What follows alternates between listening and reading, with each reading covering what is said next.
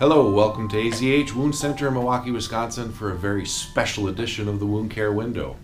I am joined today by a very close, longtime friend who is a real hero, a stalwart, an icon in the wound care circles. That would be Miss Sharon Baranoski. Hello, Sharon. Hi, Jeff. Thanks for coming to AZH. Thank you. Thanks for inviting me. I'm delighted to be here.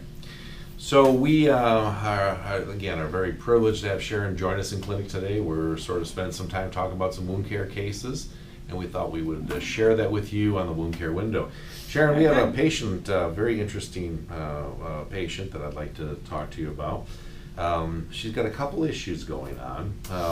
For those of you in the audience, you might remember this patient from a prior episode. This young lady came in with a compromised transmetatarsal plantar ulcer. I'm going to show you a picture from before. You might remember this photo. You can see the center is necrotic and there's some exposed bone. We managed that with bony rongeur. We removed the bone and then treated her with some hyperbaric and total contact casting, and she has done incredibly well. See, the ulcer has completely closed over that area of exposed bone. It's contracting nicely and doing well.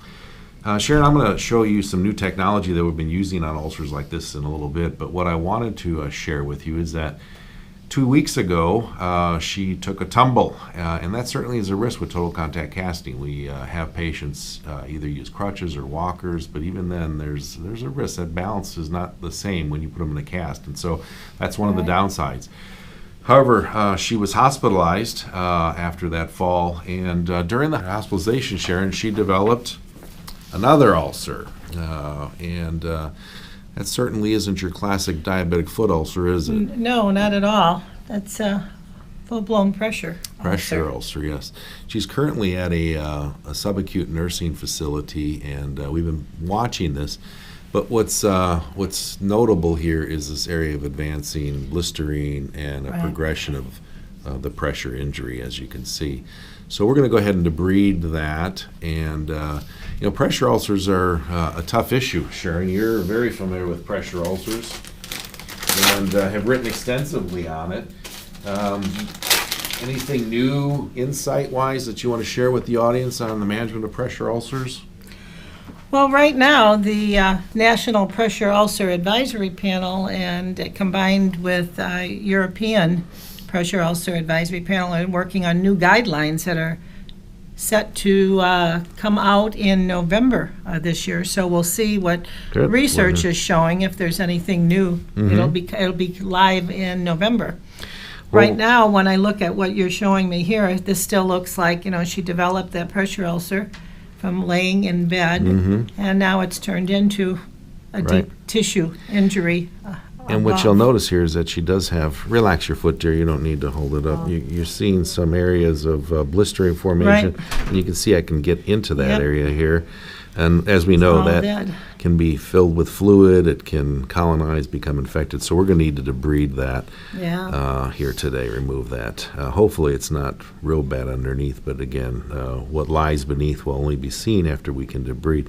So what I like to do is try to get into that area of blistering, and then what I'll do is I will simply raise the epidermal tissue, get under it with a scissor. You can see I can get to the end, and then I'll just excise that whole thing in its entirety. I'll come all the way around, working around.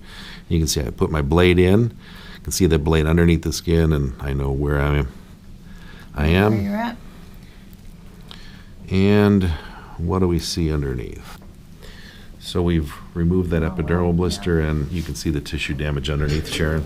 Yeah, I see that. So she certainly has definitely deep tissue injury.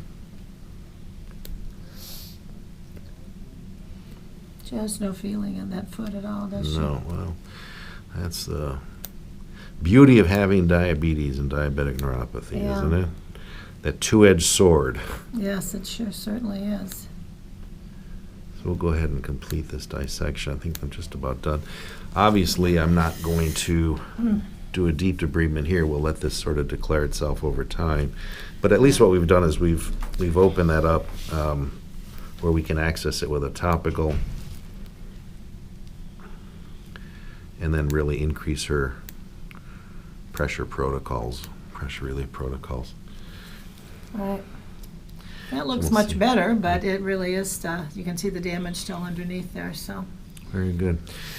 you'll see how it evolves in the next few days. So, thank you, Sharon, for joining us on this Thank edition you. of the Wound Care Window. This is going to be part one of a several-part series. Sharon, we're going to introduce some new technology to you in the very next section. Okay, thanks.